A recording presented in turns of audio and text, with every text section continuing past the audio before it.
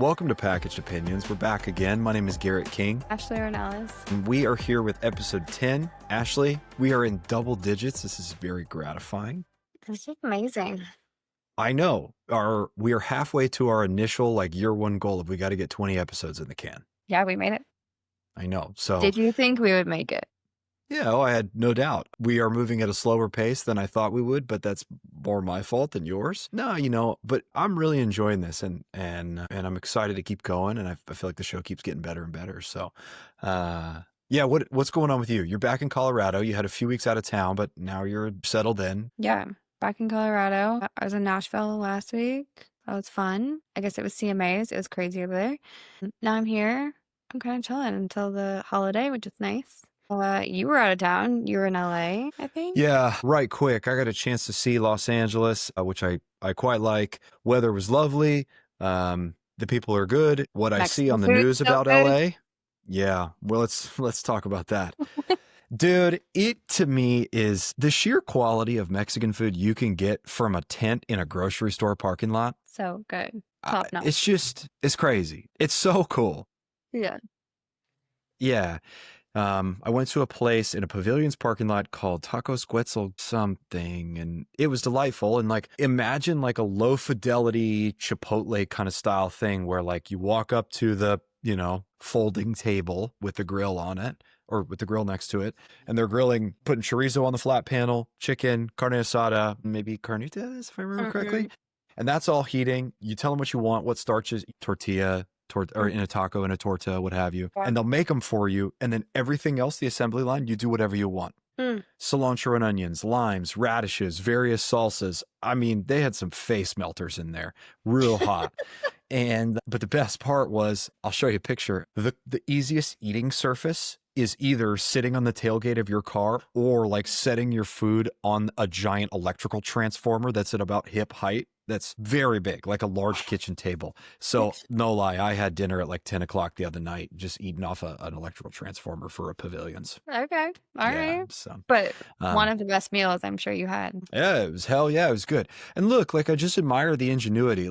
Thank God for California, because what an awesome thing it is to be what would make this carne asada burrito better? French fries. Oh, yes, the California burrito.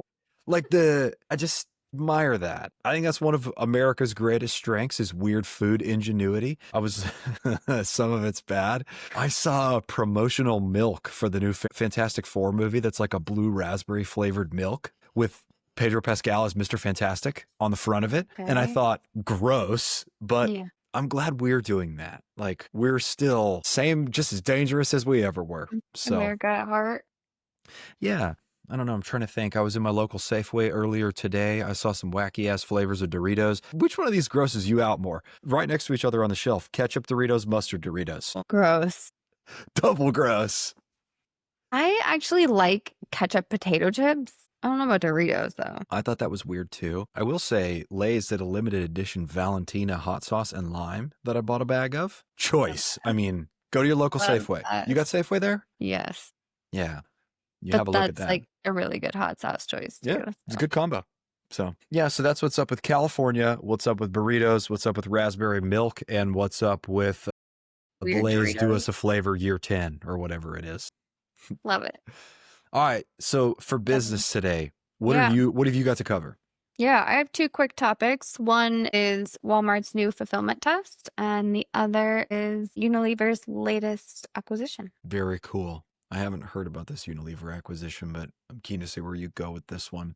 Yeah, what do you All right, let's hit those two first, and then I'm going to get into number 2 in our new series of earnings calls reports. I think I got a really interesting one. Midwest gas station chain Casey's General Store had a killer earnings report about a week and a half ago, and so I'm keen to cover that and why I think it is indicative of some broader trends in how people are shopping. Interesting. Okay. Yeah, cool. All right, so lay it on me. Before we get into that, hold on. Yeah. I'm still going to hold your feet to the fire because you still owe me a report on Oreos. You caught me. I procrastinated. No, look, I'm rain checking on this one. I don't have my homework done. Next week, we're talking about Oreos. I said I was going to do it last week. I mailed it in. We will talk Oreos next week. Yeah. Right. Thank you for reminding. Hold me accountable because I said I was going to do it and then I didn't do it. I know. I was really looking forward to it.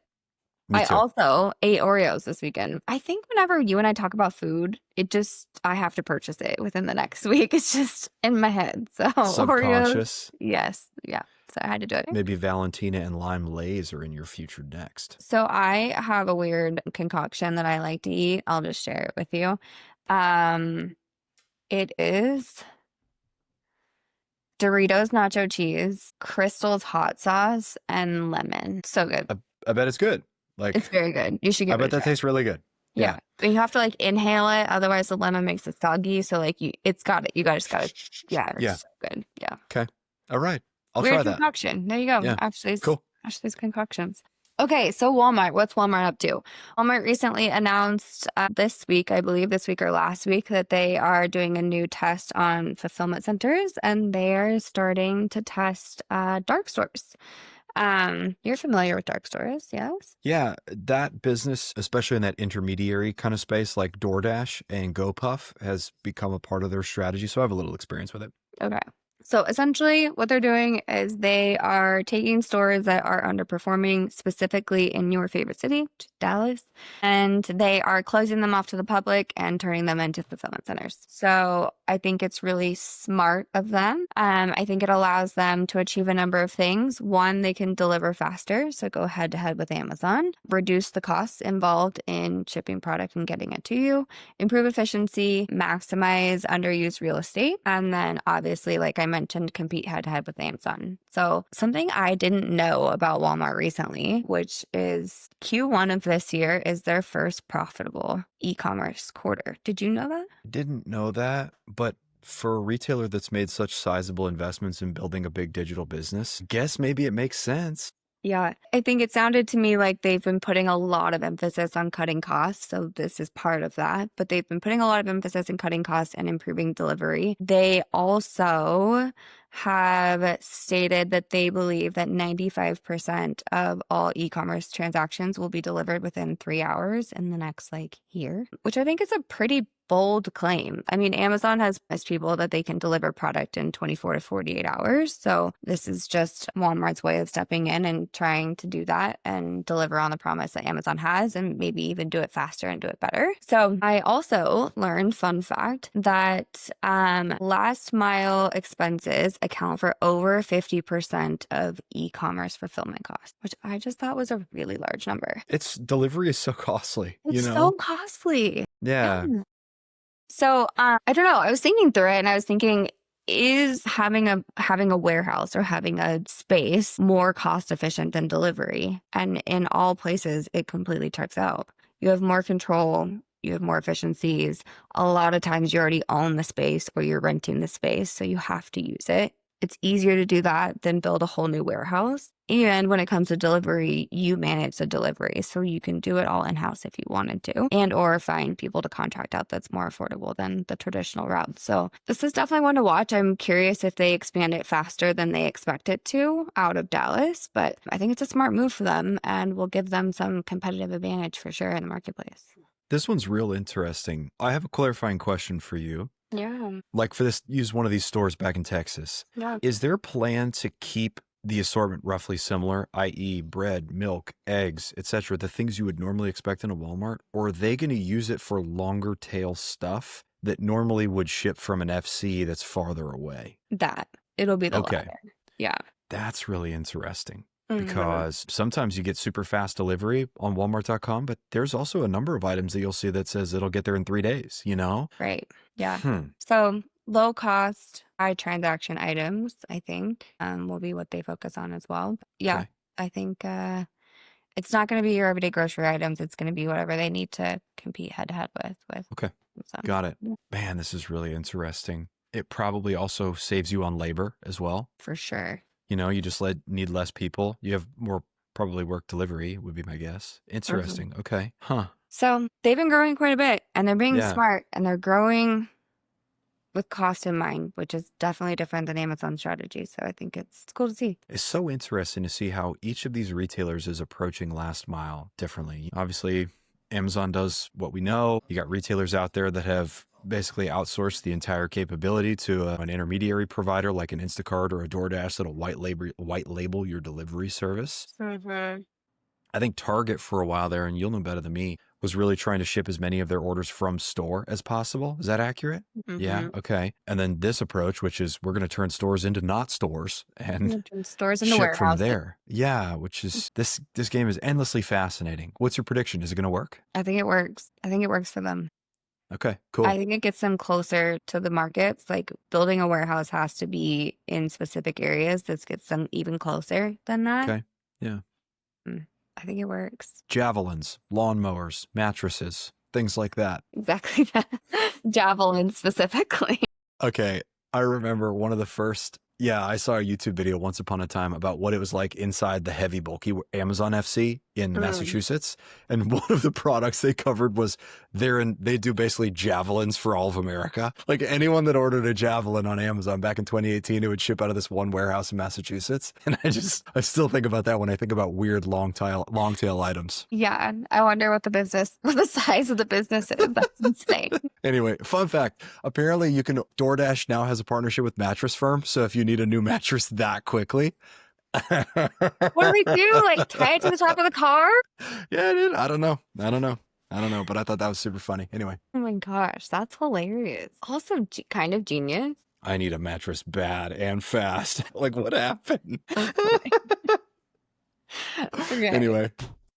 Well, on the topic of weird things, we'll get into some other weird stuff that's happening in the marketplace, but we can jump into Unilever. So Unilever has been doing a number of acquisitions over the past few years, specifically for brands that are really social savvy and that have a high Gen Z household. I'm following. So their latest acquisition is Dr. Squatch, which are you familiar with the product? I'm lightly familiar with the product. That soap is so heavily scented. Oh, is it? Golly, the fragrance load in those things is... Is it like you're in the wilderness, like the woods? Yeah, like a pine tree, what have you. Okay. My mom gets them for us in our Christmas stockings occasionally, which is very nice, It feels like it's a modern day Old Spice. I don't know if that's real or not. No, you're onto something. And their ad campaigns, at least over the years, the guy with the long hair and the beard has had like a very Dollar Shave Club early days energy. You know what I mean? Mm-hmm. So kind of whimsical and yeah. Makes sense. Okay. Well, it's working for them, I will say. If you don't know anything about Dr. Squatch, they started in 2014, which wasn't that long ago. It was like 10 years ago. And they are valued at a $2 billion company. I don't know how much Unilever is purchasing them for. That hasn't been disclosed yet. But their valuation is $2 billion. And their estimated revenue for this year is $400 million. So in 10 years, they're roughly $500 million business, which is, I think, very impressive. And Unilever has specifically called out why they are purchasing them, which is their, to your point, like social campaigns and their quirkiness. So they have a very unique approach, which has sparked a lot of their growth as well, which is a lot of their marketing campaigns are very unique. They're kind of out there. They're a little provocative in some cases, but they are definitely buzzworthy and they are spending like crazy in all of social media. So their latest one is so odd to me, but it's working for them. Their latest one, they did like a special launch of Dr. Squatch Sydney Sweeney bathwater soap. Have you heard of this?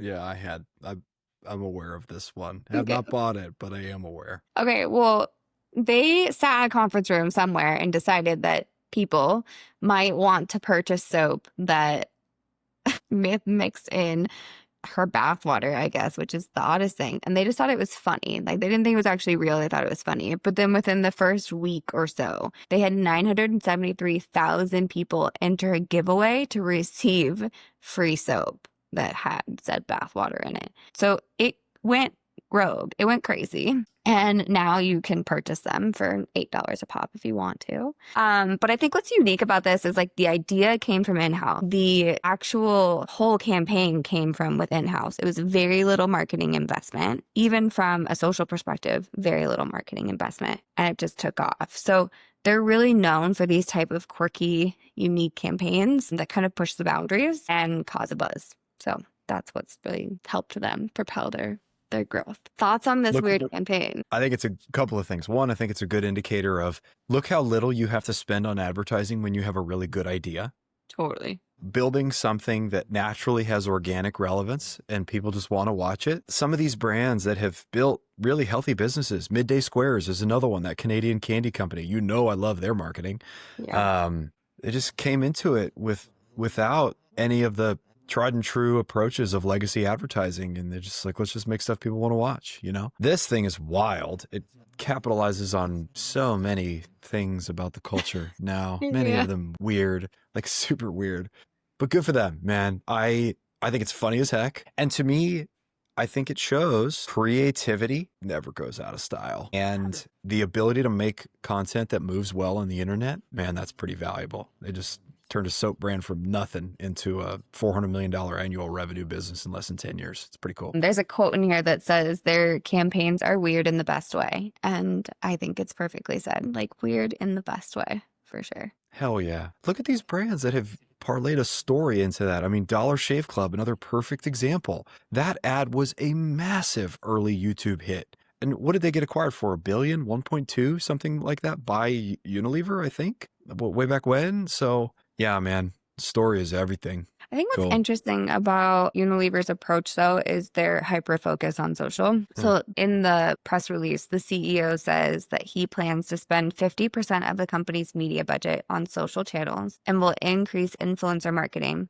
by 20 times. So all of these companies that they're picking up are just specializing in this place that he wants to double down in. Just witnessing such big change in this advertising world. I mean, you would be shocked at the market cap of these big ad agencies in comparison. You would be shocked how small it is relative, or you would be shocked the size of company that would line up with these, what we kind of perceive to be behemoths. And I think that's because advertising seems like it's changing a lot and it's becoming very fragmented in terms of who holds the keys. I don't know. This is TV now, you know? It is, yeah. Everybody has their own TV station.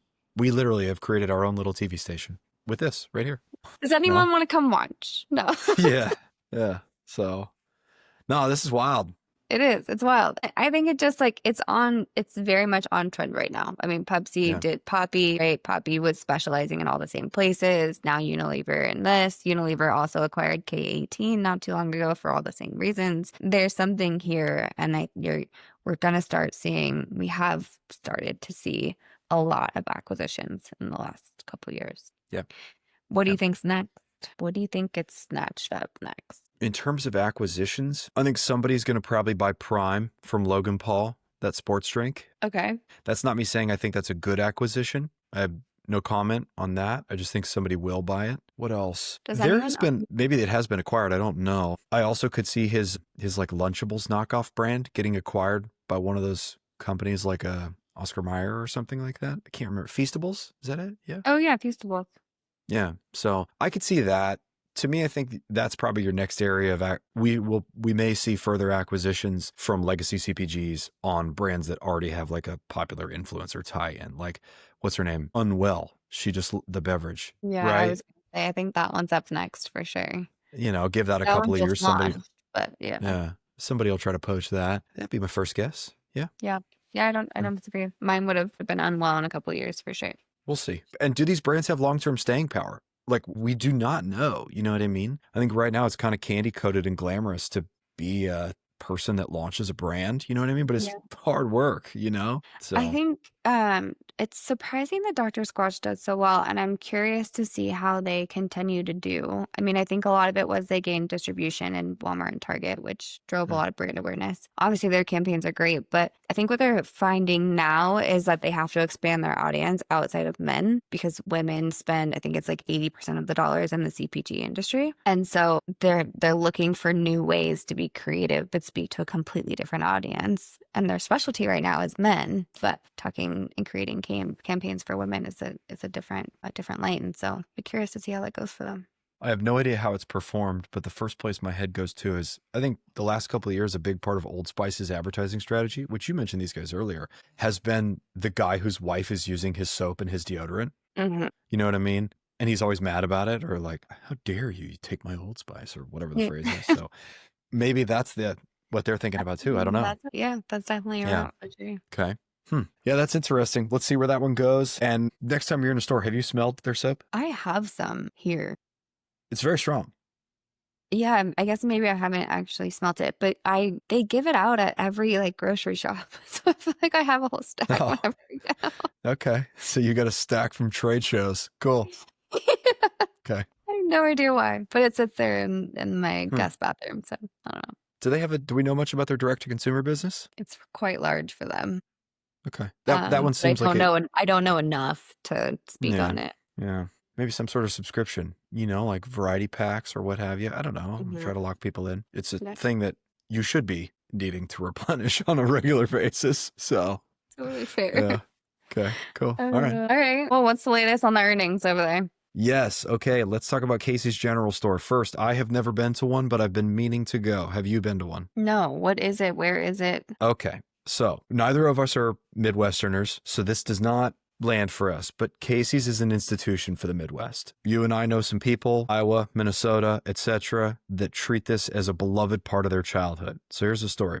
Casey's General Store is a gas station chain based in Iowa, and they're on a real hot streak. They have 2,700 stores. They're continuing to expand outward from the Midwest. So like Northwest Arkansas, when you're in Walmart country, you're starting to see these pop up, etc.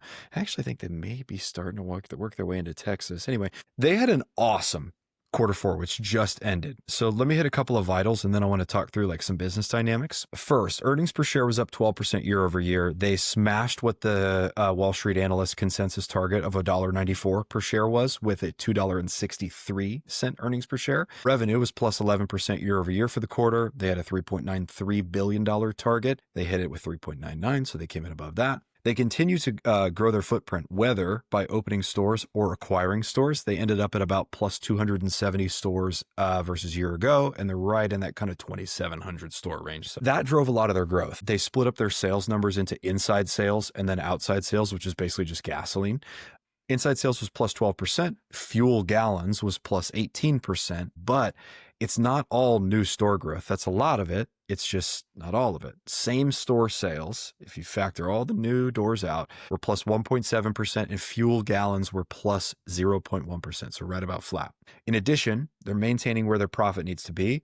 They just announced an increase in quarterly dividends from 50 cents a share to 57 cents a share. They reported that their loyalty program now has 9 million rewards members, which to me seems like a lot of people for like a regional gas station chain. So let me tell you where it's coming from and where I think this is going from here.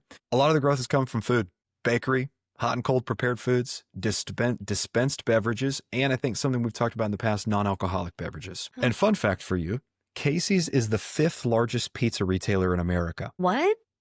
Yes. So I'm sure you have been around at one point when one of our mutual friends has talked about pizza from Casey's. Taco pizza. You ever heard us talk about this? Okay, that's This what is the that is. gas station that serves the pizza that all the many Midwest kids grew up eating. And when you look at their website, pizza is a very big part of it. They're talking about their slow smoked barbecue brisket pizza. You can see their taco pizza, etc. They refer to themselves as the official pizza and beer headquarters and offer a range of, for this pizza, we think this beer is the right pairing. And yes, Miller High Life was one of the beers they recommended. In addition, they offer delivery of their pizzas, whatever else you may want. And they have a really nice looking private label offering, paper cups, paper towels, plates, silverware, etc. And they've done their own branding for it. So I see your eyes. Are you looking at it right now? I'm looking at it right now. This is so fascinating. It's interesting, right? Yeah. They have carved out a real cultural niche. What impresses me the most about these guys is their comps. Their comps are up 1.7%, like I said, where if you look at their peer set, Cross America is minus 1%, 7-Eleven is minus 4%. So I started looking, I was like, it seems like everybody that you would expect them to compete with is not seeing comp sales growth. Is anybody else? And there's only one other one that I could find that's publicly traded, and it's Maverick in Utah. Do you know about that? Okay, like the word Maverick, but without a C, so it's RIK. They reported plus 4% in the U.S. if you comp sales, if you include their chain, which is kind of Oklahoma, Texas, etc., called Come and Go. Okay. Yeah, and when I started thinking about, because I have been in a number of Mavericks driving through Utah, etc., and it made me think of, I see a similarity with Casey's. A couple of things. Regional identity. Maverick calls themselves Adventure's First Stop. And if you go in there, you could tell, like, it feels outdoorsy. Like they are designing their stores to feel like this is the first place you go when you're about to get on a road trip, which I think is a really cool storytelling choice. Casey's really plays up, and again, I've never been in one, but they appear to really play up their identity as this is the place where you come get pizzas, as well as like how Midwest centric they are. Like they're a part of these guys both have loyalty programs. Casey's has 9 million members in their rewards program. Maverick offers something interesting called their Nitro card, which is a debit card you can only use at Maverick stores to get around credit card fees. And it offers perks like 10 cents off a gallon of gas, dollar fountain drinks and coffees, like this multiplier on your Trail Points program, whatever that is, like their loyalty thing. And these guys both have interesting food programs. We've already talked about pizzas at Casey's, but Maverick about 8 to 10 years ago launched a new food program called Bonfire, where there's an open kitchen and they're doing stuff that's made to order. And one of which I thought was great, they're offering something called the Moab, the mother of all burritos. Apparently, like the burrito setup is like good. I don't know. Casey's namesake is pizza, obviously. And I just think like it makes me think of 7-Eleven. And it makes me think about what the food selection here in the States at 7-Eleven is, like those rollers with hot dogs and taquitos that have been there for 8 hours and things like that. And how different that is from the TikTok videos that I'm sure you've seen about, let me show you what the food is like at a Japanese 7-Eleven versus what the food is like here. Like they have fabulous sushi apparently in Japanese 7-Elevens. So we've got these small to mid-sized regional convenience stores. They are meaningfully outperforming national chains. And the through line between these things seems to be they're leaning into a regional identity that people like. I think Wawa would be another example in the Northeast, or Sheetz as well. They have dialed up a loyalty program that works and brings people coming back. And they actually figured out food that people want to eat instead of nasty hot dogs. To me, it's experience for sure. It's an experience. You Nailed go it. for an experience. It is a better experience. And you can go in a million Arcos in California or Exxons or whatever it is, and there's nothing about the experience that you want to be a part of. And then you look to chains like these guys, Buc-ee's in Texas, which is a cultural experience all itself. I think this is the way forward if you can figure it out in the convenience store. Differentiation in terms of experience. I agree. I was going to ask you how it compares to like a Buc-ee's. I've been to a Buc-ee's, so that I have in mind, but yeah. Think about without ever having walked into Casey's, if you walk into Maverick, it's a normal gas station sized retailer. Like it's not huge or, they're not selling you bric-a-brac for your walls, or anything, but it's just nice.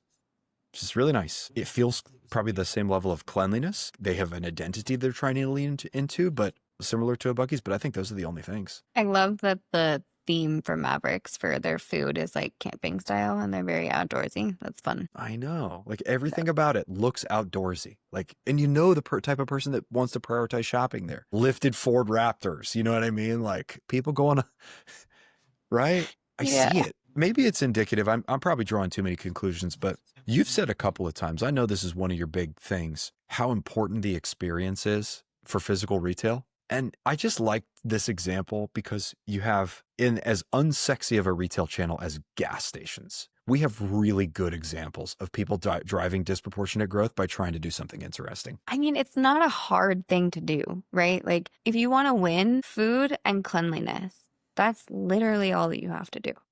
That is a really good point. Food and cleanliness. If you could have a clean gas station and have something decent to eat, you'll be just fine. You're going to be great. That's all people want. And I would think that it would drive profit because the margin dollars are not in the gasoline business. They're in the stuff you sell in stores. Okay. It comes down to like, I think truly the baseline is cleanliness and like safety. People want to feel safe. And that's it. It's like not a high bar. Don't be gross. Don't be dangerous. That is a good point. Like just set the floor at, Yeah. But this is interesting. I like that they've kind of created, I wonder where they are located specifically, just because of their focus on household goods and their private label line. Like, I wonder if they are in really rural areas where there isn't anywhere else to go. I don't know. Yeah. You might know better than me. But their focus on delivery and their focus on private label household goods, I think, is an interesting approach. And I wonder if that has to do with location. That could be it too. Like you may be far from it's closer to you than a grocery store. You could get a roll of paper towels. You know what I mean? Yeah. Okay, that's a good point. Yeah, differentiation. I love it when seeing a retailer try something different. That's fun. That sounds fun. Yeah, I know. I like it a lot. next time you're going through Utah, you're reasonably close to there, you know? If you see a Maverick. Yeah. I'll let you Colorado's know. next to Utah, right? Yes. Is it the Yeah, corners? I think so. Yeah, okay. Yeah. Anyway, that's all I got today. Retailers differentiating seems to be working, I guess is the lead. Love it. Gen Z, weird campaigns, retailer differentiation. Maybe that's like our central be different. That's the undertone. Be different. I don't know. Yeah. 10 episodes in, perhaps that's our thing. Hashtag be different. I think Yeah. that's real though. Create an experience. Create your own TV show. Like make me feel like I'm a part of something. Be different. I like that. Okay. All right. Fun. I think that's all I got today. You got anything else? This one's a short one. Very good. Okay. Well, we'll park this one. My name is Garrett King. This is Ashley Ornelas. This was episode 10 of Packaged Opinions. As always, please give us any feedback on how you think the show is going. If you want to hear more of something, less of something, etc. We're still finding our way very much so, and we'll pick this one back up next week. Perfect. Thank you. Catch y'all later.